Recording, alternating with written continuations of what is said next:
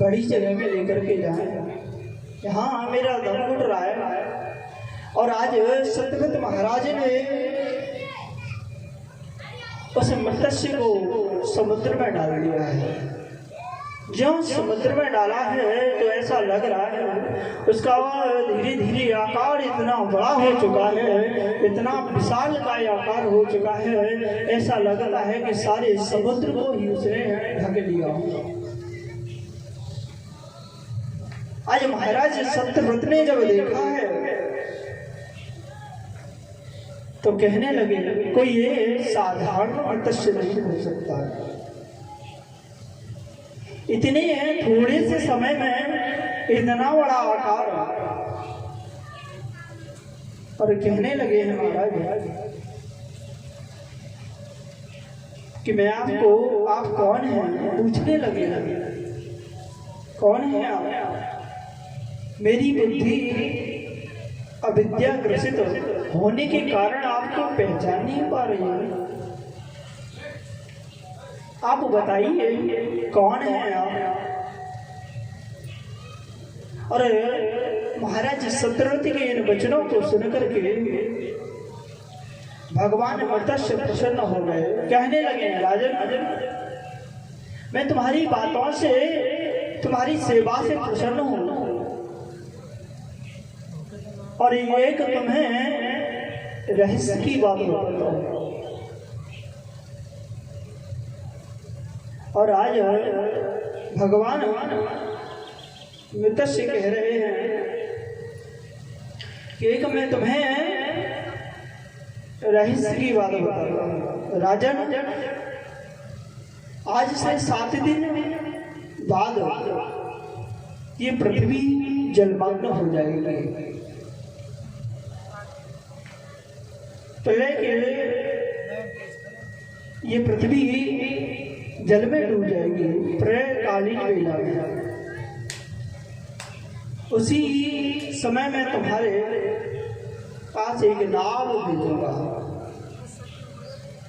और उस नाव में तुम समस्त पृथ्वी के तत्वों को अपनी योग शक्ति के द्वारा समस्त तत्वों को इकट्ठा करके सप्त ऋषियों के साथ में उस नाव में बैठ जाना और फिर जो भी उपदेश करोगे तुम और जो भी प्रश्न करोगे मैं उनका उत्तर दूंगा। इतना कहकर भगवान विष्णु अंतर ध्यान हो गए। वही समय आया है, वही वेला आई है। महाराज सत्यव्रत के सामने देखते ही देखते सारी सृष्टि, सारी पृथ्वी जलमग्न हो गई।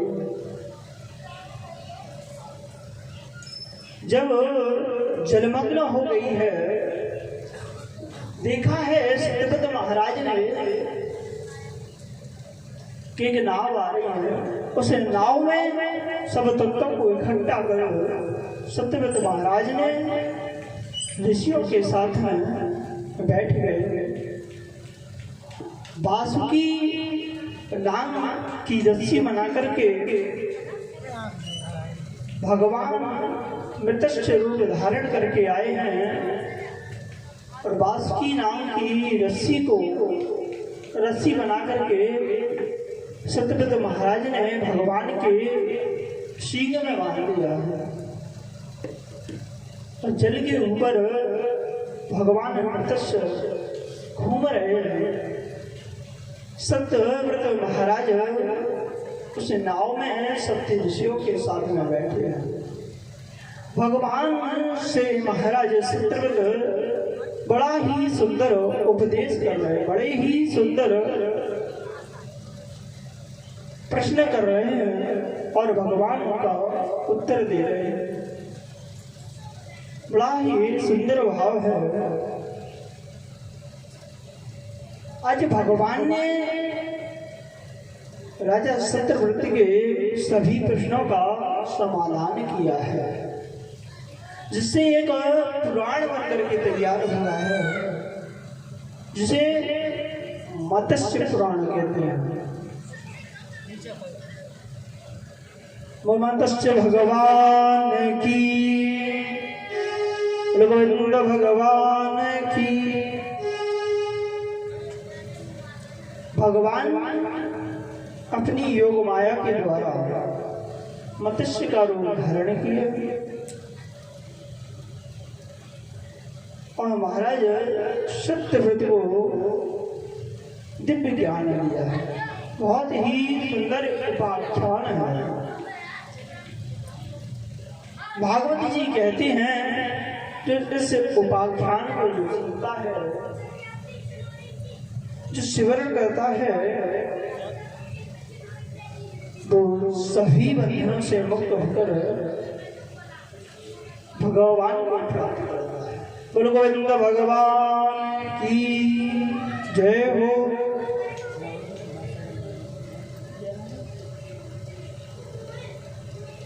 आगे सूर्यवंश में नारायण के पुत्र ब्रह्मा हुए हैं और ब्रह्मा के पुत्र हैं मरीचि।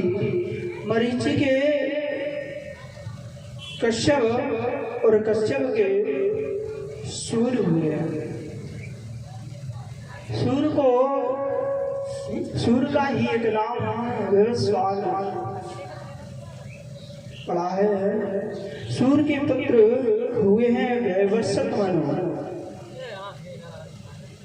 और वैवस्वत मनु के पुत्र हुए हैं प्रद्युम्न। ये एक बार गलती से शिव जी के आश्रम में चले गए हैं। जब शिव जी के आश्रम में ये गए हैं तो वहां ये स्त्री बनी। कुछ समय बाद अंत में उन्होंने अपने शरीर को त्याग दिया है। आगे राजा परीक्षित प्रश्न करते हैं, गुरुदेव भगवान, मुझे सत्यव्रत मनु के वंश की कथा आपसे बड़े बनाना। बड़ा ही सुंदर उपाख्यान है।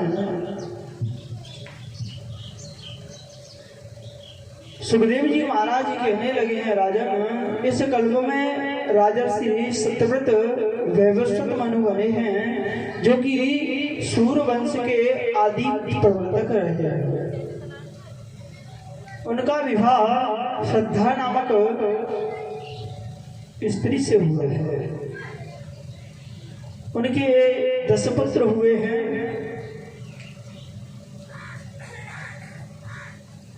इक्ष्वाकु, नृग, दृष्टि, कुरुस, नृस्यत, दृष्ट, उपदर्शन, नभग, कवि और सरियाती हुए हैं। पर गोविंद भगवान की जय। एक दिन सरियाती महाराज अपनी पुत्री सुकन्या को लेकर के, कुछ सैनिकों को लेकर के चमन मुनि के आश्रम पर पधारे हैं। सुकन्या नाम तस्यासीत कन्या कमललोचना तस्या सार्ध बनगतो चवन आश्रमम। चमन मुनि के आश्रम पर पधारे हैं।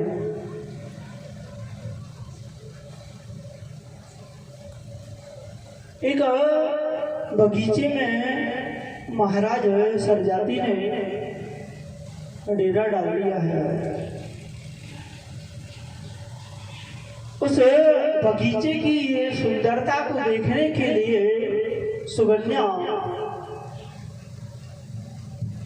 उस बगीचे में अपनी सखियों के साथ घूमने के लिए चली गई।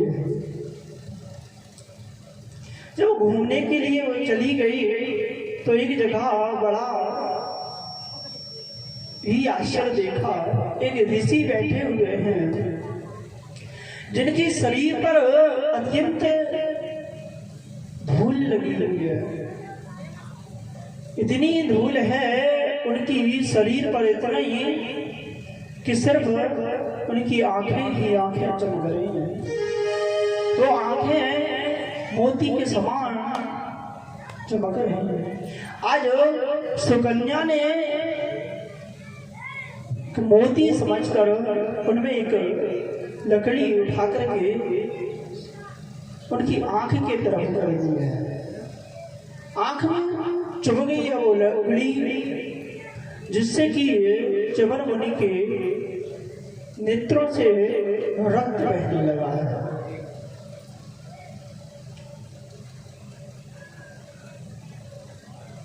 रक्त को देख करके सुकन्या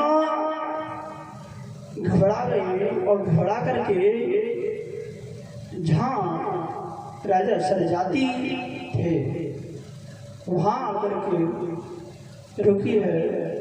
आज उसने किसी को बताया नहीं और कुछ। इधर च्यवन मुनि के आश्रम में सैनिक इत्यादि राजा के जो साथ में थे वो बीमार पड़ गए। उनके मलमूत्र आदि बंद हो गए, परेशान हो रहे हैं। आज राजा सरजादी ने देखा है जिन च्यवन मुनि के आश्रम में आकर के चमन प्रकाश खा करके लोग रोगी लोग निरोगी हो जाते हैं, आज हमारे सैनिक बीमार कैसे पड़ रहे हैं? क्या कारण है? ऐसा लग रहा है उनको कोई इन सैनिकों से या हम से किसी से च्यवन मुनि का अपराध मान गया है। समझ गए सरजाती महाराज और कहने लगे हैं, बताओ महर्षि च्यवन का किसने अपराध किया है? कोई तो है जिसे ये अपराध बना हुआ है, कोई तो है ऐसा। बताओ नहीं तो मैं सबको दंड दूंगा। आज सब घबरा रहे हैं, किसी ने जब किया हो तो वो बताए। और राजा सरजाती कहने लगे, बताओ नहीं तो मैं अभी दंड देना शुरू करता हूँ। और आज सुकन्या ने देखा है इन विचारों ने क्या किया, इनका क्या दोष है? दोष तो हमारा है, अपराध तो हमसे बना है। और आज सभा में निकल कर के आई है, कहने लगे पिताजी ये भूल, ये अपराध ऋषि का हमसे बन गया, मुझसे भूल हो गई। आज देखा है जाति महाराज ने कहने लगे कि तुमसे अगर भूल हुई है तो तुम इसका दंड करो। और महाराज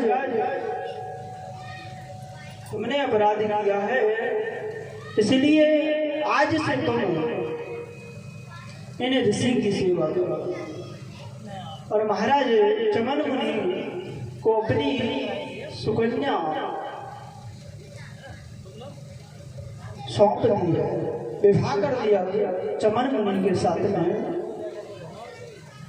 और अपनी राजधानी को लौट करके सरजाती महाराज आए। सुकन्या च्यवन मुनि की सेवा करने लगी है, बहुत सुंदर सेवा की है। धीरे धीरे समय बढ़ता गया। एक दिन च्यवन मुनि ने कहा है सुकन्या से, देवी तुमने हमारी बहुत सेवा की है, आज हम तुमसे प्रसन्न हैं, कुछ मांग लो। और सुकन्या ने कहा भगवान आप अगर हम पर प्रसन्न हैं, अगर कुछ देना ही चाहते हैं भगवान, तो हमें ये वरदान दें कि जो हमसे अपराध बन गया है, जो आपके नेत्रों की ज्योति चली गई है, वो पुनः वापस आ जाए।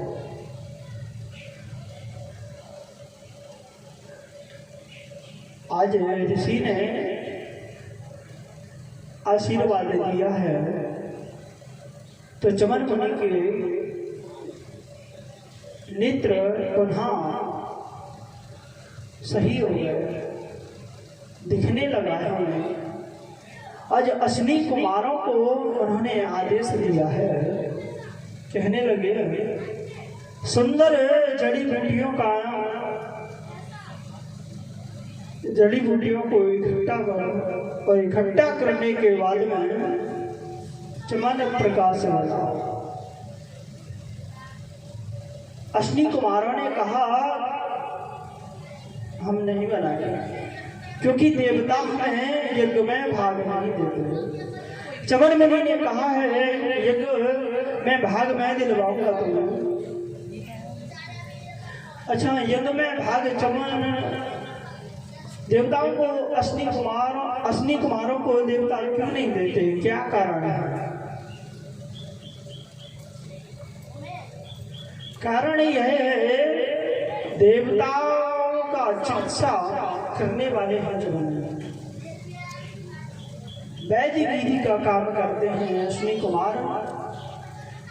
जब युद्ध होता है तो युद्ध में इन्हें क्षति होती है इनके शरीर को, तो इनके शरीर को दवा लगा करके, औषधि का प्रयोग करके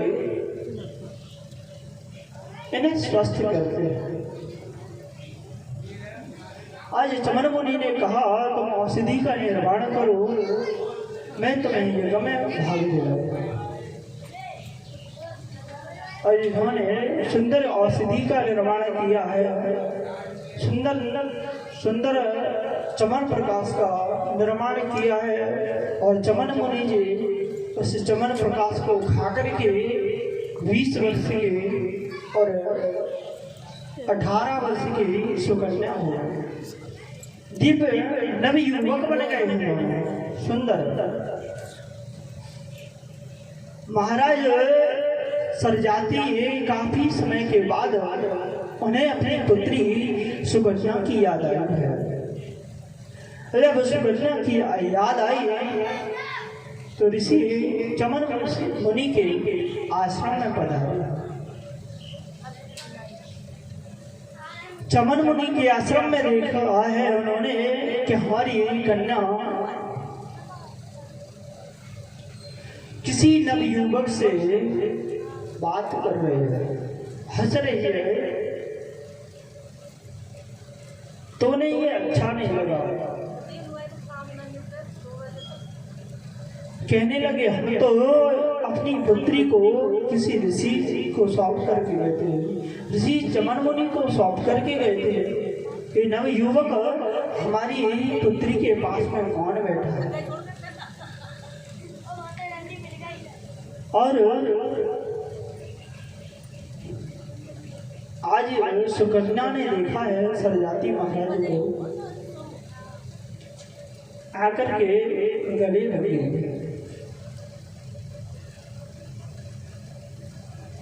चमन मुनि ने भी सरजाति महाराज का हाल पूछा है, कुशल पूछी है, और कहने लगे सरजाति महाराज कौन है आप? तो चमन मुनि ने कहा मैं चमन मुनि आपकी पुत्री ने मेरी इतनी सुंदर सेवा की है, इतना सत्कार किया है, इसके प्रताप से मैं नवयुवक हो गया। और आज सुकन्या को सत्याती महाराज ने पुनः गले से लगा लिया। धन्य है बेटी, तेरी जैसी कन्या, आज मैं धन्य हो गया।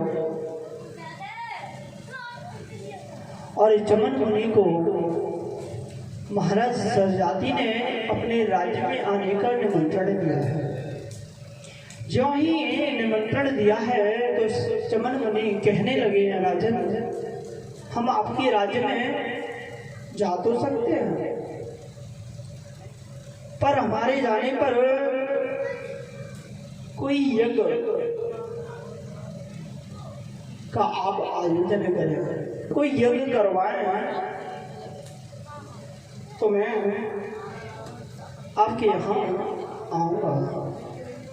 आज महाराज सत्याती ने कहा, अरे आप आइए। चमन मुनि कहने लगे, देवता लोग अश्विनी कुमारों को यज्ञ में भाग नहीं देते हैं, उन्हें यज्ञ में हम भाग दिलाएंगे। सत्याती महाराज कहने लगे, तो देवता फिर रुष्ट हो जाएंगे। चमन मुनि ने कहा, तुम चिंता मत करो, देवताओं को मैं संभाल लूंगा और तुम यज्ञ की रचना करो। अरे चमन मुनि सत्याती महाराज के यहाँ पधारे, सुंदर दिव्य यज्ञ हुआ है, यज्ञ का शुभारंभ हुआ है। देवताओं को यज्ञ में भाग दिया, अश्विनी कुमारों को भी यज्ञ में भाग देने लगे, तो देवता उन्हें रोका है। चमन मुनि कहने लगे देवताओं से, ये तुम्हारी चिकित्सा करते हैं, इसलिए तुम इन्हें छोटा समझते हो, तुम्हारी सेवा करते हैं, तुम्हें स्वस्थ बनाते हैं, इसलिए तुम इन्हें यज्ञ में भाग देने से इनकार कर रहे हो। और आज देवताओं को चमन मुनि ने बहुत सुंदर तरीके से समझाया है। और अश्विनी कुमारों को यज्ञ में भाग दिलाया, बहुत ही सुंदर। गोविंद भगवान की जय, राधा कृष्ण भगवान की जय।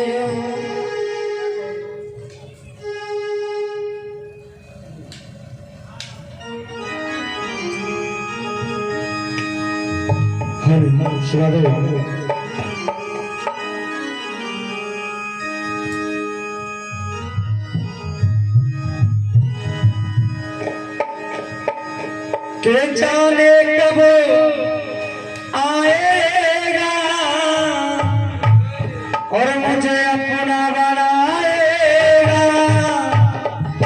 मेरे आंसू पहुँच कर मुझे गले लगाएगा, मेरे आंसू पहुँच कर मुझे गले लगाएगा, मेरे आंसू पहुँच कर मुझे गले लगाएगा, मेरे आंसू पहुँच कर मुझे गले लगाएगा। जाने कब आएगा मुझे अपना बनाएगा, जाने कब आएगा मुझे अपना बनाएगा, जाने कब आएगा मुझे अपना बनाएगा, जाने कब आएगा मुझे अपना बनाएगा, सूरज कर मुझे गले लगाएगा, मेरे आंसू पहुँच कर मुझे गले लगाएगा। कब आएगा मेरा सामरिया, कब आएगा मेरा सामरिया, कब आएगा मेरा सामरिया, कब आएगा मेरा सामरिया, कब आएगा मेरा सामरिया, कब आएगा मेरा सामरिया, कब आएगा मेरा सामरिया, कब आएगा मेरा सामरिया। हेलो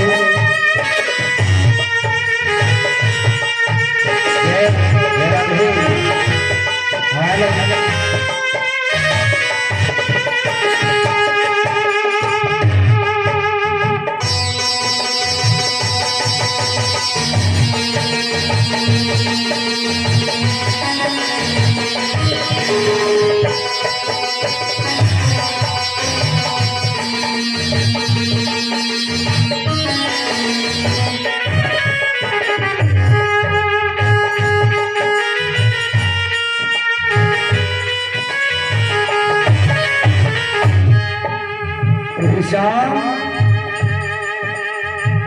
थक गए मेरी अखियां निहार के, थक गए मेरी अखियां निहार के, थक गए मेरी अखियां निहार के, थक गए मेरी अखियां निहार के, अखियां निहार के, अखियां निहार के, अखियां निहार के, अखियां निहार के। जाने कब आएगा मुझे अपना बनाएगा, जाने कब आएगा मुझे अपना बनाएगा, और मेरे आंसू पोंछ कर मुझे गले लगाएगा, मेरे आंसू पोंछ कर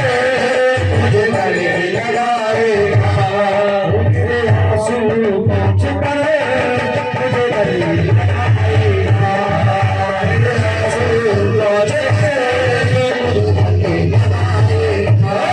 कब आएगा मेरा सावरिया, कब आएगा मेरा सावरिया, कब आएगा मेरा सावरिया, कब आएगा मेरा सावरिया, कब आएगा मेरा सावरिया, कब आएगा मेरा सावरिया।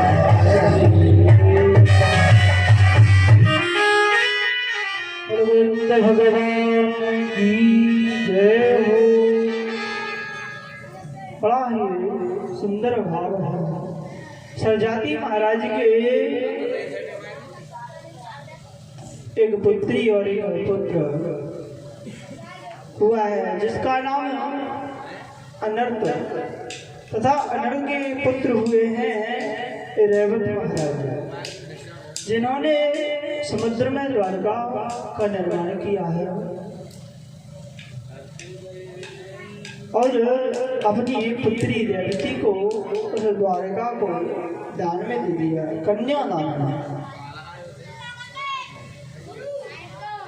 जिनका विवाह रेवती मैया का विवाह आप सब लोग जानते हैं बलराम जी के साथ में हुआ है। बड़ा ही सुंदर प्रसंग है।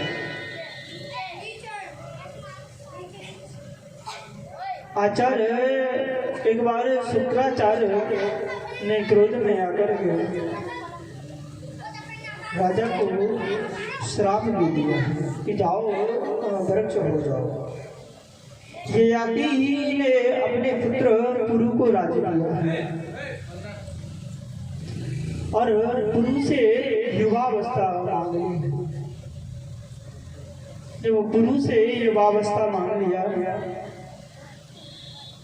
तो इनकी जो विषयों में वृत्ति थी वो नष्ट हो गई और पुनः अपने पुत्र को युवावस्था प्रदान की और वन को चले गए अपनी पत्नी के साथ में भजन करने के लिए। भगवान की जय हो। बहुत ही सुंदर भाव है। गोस्वामी तुलसीदास जी दर्शाते हैं जीवन में गुरु बनाना आवश्यक है, बिना गुरु के ज्ञान नहीं होता। गोस्वामी तुलसीदास जी भी कहते हैं बड़ा ही सुंदर, गुरु बिन भवन तरे न कोई, जो विरंजन शंकर सुन होई। गुरु के बिना भगवान शंकर और ब्रह्मा के समान क्यों ना हो। जब तक गुरु की शरण को ग्रहण नहीं किया, भगवान का नाम दान नहीं लिया, भगवान के मंत्र का आश्रय नहीं लिया, तब तक जीवन में भटकना ही भटकना है। भटकने के सिवा कुछ नहीं। 84 लाख योनियां हैं, उन 84 लाख योनियों में जीव भटकता रहता है जब तक गुरु की शरण नहीं मिले। किसी ने बहुत ही सुंदर कहा है, तेरा कुछ ना बिगड़ेगा गुरु शरण आने के बाद। भगवान की शरण में, भगवत शरणागति, गुरु शरणागति में आने के बाद कुछ बिगड़ने वाला है, और नहीं तो 84 लाख योनियां हैं, उनमें भटकना ही भटकना है जीव को। और भटकता रहता है। जिस पर भगवान की, मेरे गोविंद की कृपा होती है, जिसे सत्संग मिल जाता है, जिसे गुरु का आश्रय मिल जाता है, वो इस सागर से पार हो जाता है। क्योंकि ये मनुष्य देह है, और मनुष्य देह से ही भगवत प्राप्ति की जा सकती है। भगवान को प्राप्त किया जा सकता है, भगवान को जाना जा सकता है। भगवान ने कितनी बड़ी हम पर कृपा की है, जो हमें मनुष्य बना दिया, और वो भी उससे बड़ी कृपा।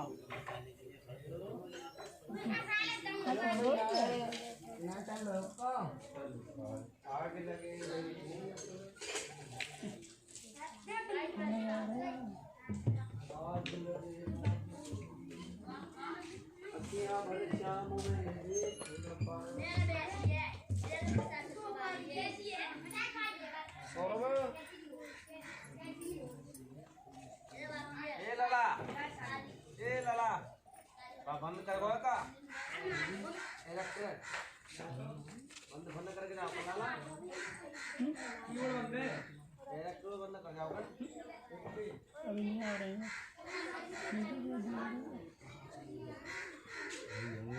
अरे बोले शंकर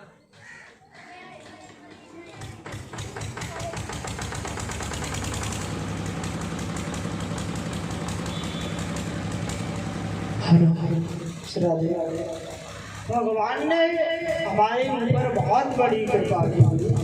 कोसा भी तुलसीदास जी की कहते हैं, हमने आपको पहले भी बताया है। बड़े भाग्य मानस तन बाबा सुर दुर्लभ साधन धाम मोक्ष कर द्वारा पाए न देही परलोक सुख। बड़े भाग्य से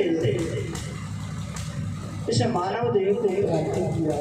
हमारे ऊपर तो भगवान की बहुत बड़ी कृपा है। विचार कर लिया एक बार, पहले तो हमें भगवान ने मनुष्य जन्म दिया, और जन्म देने के बाद में भी भगवान ने भारतवर्ष में जन्म दिया, और भारतवर्ष में ही उत्तर प्रदेश में दिया। देने को तो भगवान विदेश में भी दे सकते थे। क्या भगवान के क्रीड़ा स्थलों का हमें दर्शन होता? क्या हम भगवान की कथाओं को सुन पाते?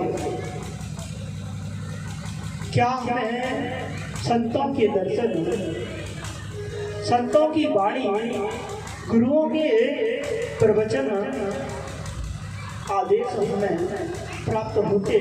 अगर हमारा जन्म विदेश में हो जाए, विदेश में होता तो पता ही कैसे कैसे भजन करते हैं अंग्रेज। आपने देखा है वृंदावन कभी गए हो तो हरे रामा हरे कृष्णा कृष्णा कृष्णा हरे हरे हरे।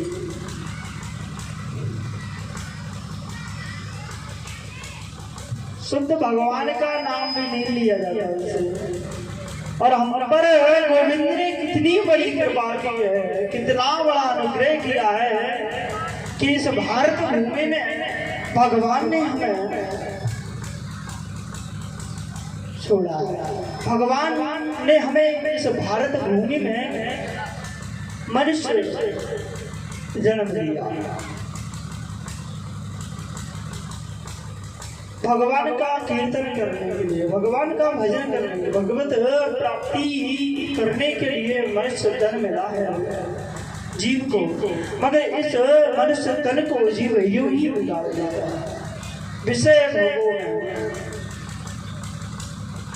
किसी ने बड़ा ही सुंदर लिखा है, बहुत ही सुंदर लिखा है।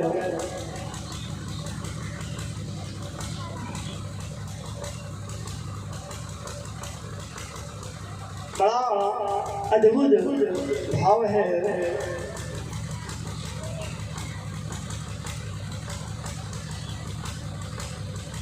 जिनको भगवान की कथा प्रिय नहीं लगती है,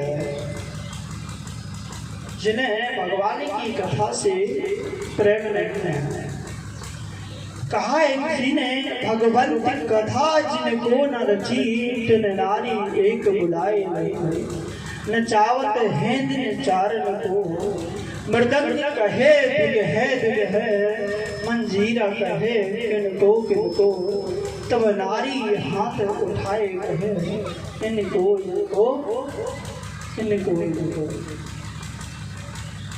भगवान की कथा जिसे अच्छी नहीं लगती,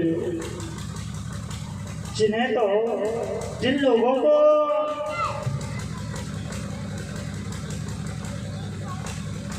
डांस क्या बोलते हैं उसको, भगवान की कथा ना श्रवण करके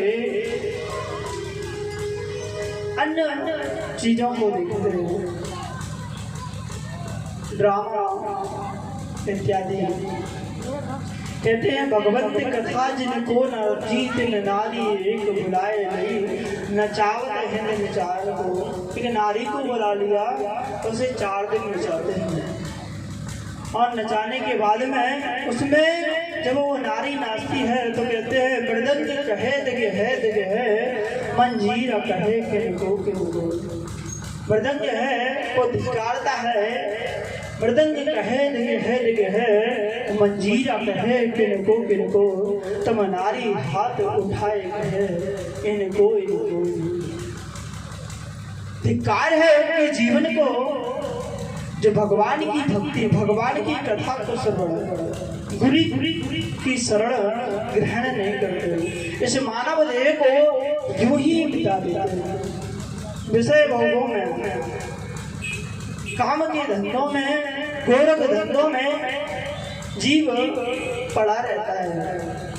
मगर भगवान की कथा से, भगवान की चर्चाओं से, भगवान की लीलाओं को जिसने लिए मनुष्य तन मिला है, उस कर्तव्य को समझ नहीं।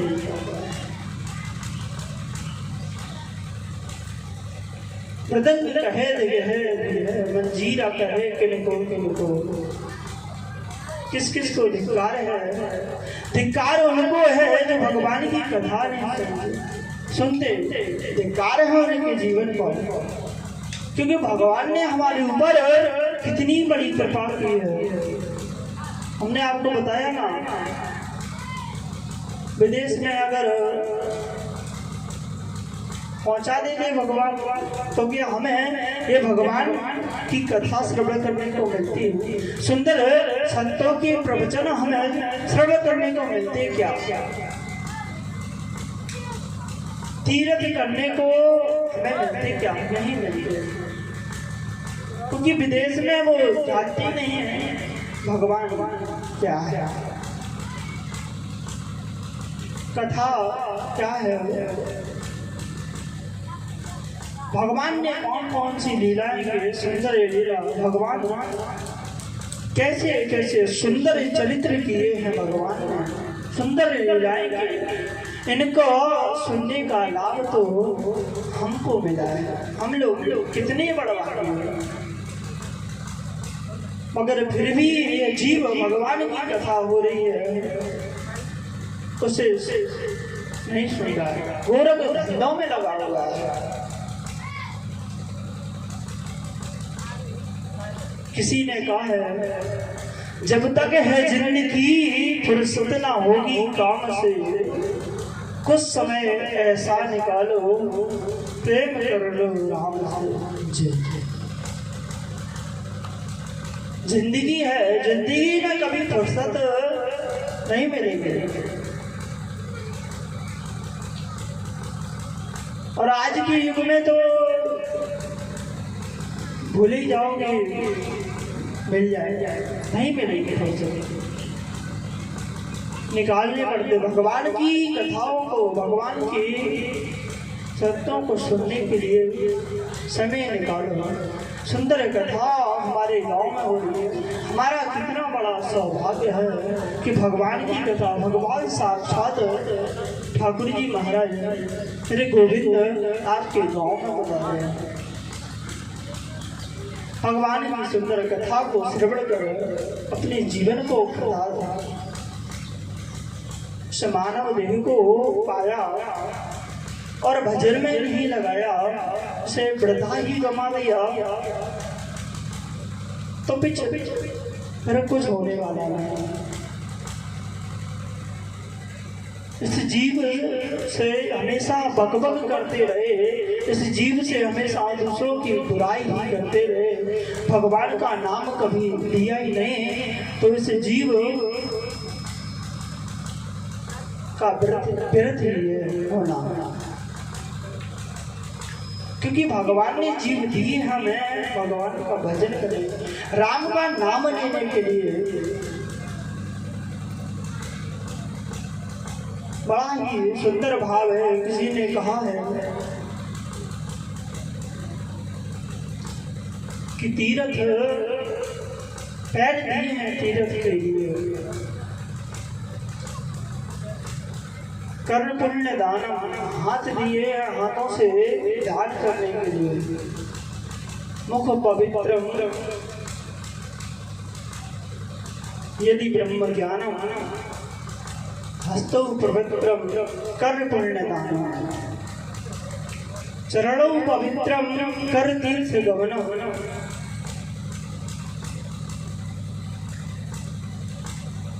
भगवान ने हमें चरण दिए हैं तीर्थ करने के लिए, हाथ दिए हैं भगवान ने दान करने के लिए,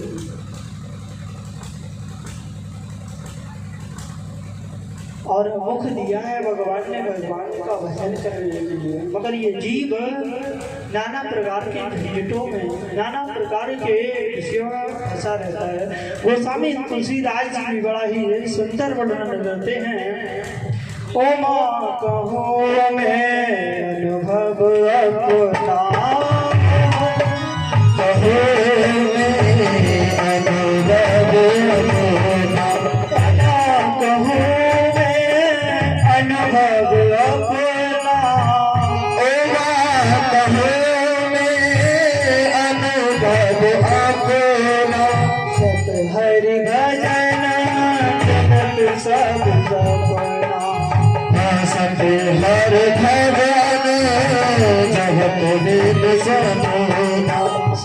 हरि भजन जगत सब सपना, सत हर भजन जगत सपना।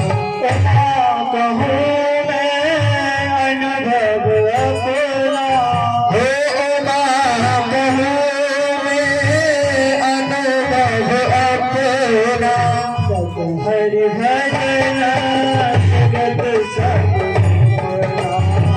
सब हर भजन। भगवान शंकर कह रहे हैं उमा सत्य तो मेरा ये अनुभव, मेरा अनुभव ये कह रहा है कि संसार में सत्य तो भगवान का भजन है। उमा कहूँ मैं अनुभव अपना, मेरा स्वयं का अनुभव है सत्य हरि भजन। भगवान का भजन ही सत्य है, वो ही काम आने वाला है। भगवान का भजन करें, गुरु की शरण को ग्रहण करें। जब तक गुरु की शरण को ग्रहण नहीं करेंगे तब तक कल्याण होने वाला है। और जब तक कल्याण नहीं होगा तब तक इस भूमि में, इस पृथ्वी तल पर घूमते रहेंगे, कीड़े मकोड़े आदि बनते रहेंगे, मनुष्य बनेंगे, भगवान की कृपा होगी।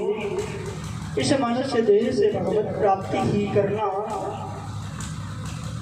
और इस मानव देह का यही कर्तव्य है कि भगवान प्राप्ति कर लेना। बोलो गोविंद भगवान की, सदगुरुदेव भगवान की जय, राजीव महाराज की जय। आगे का प्रसंग हमारे परम पूज्य आदरणीय प्रातः स्मरणीय सदगुरुदेव भगवान के मुखारविंद से आप सभी लोगों को श्रवण करने को मिलेगा। बोलो गोविंद भगवान की जय।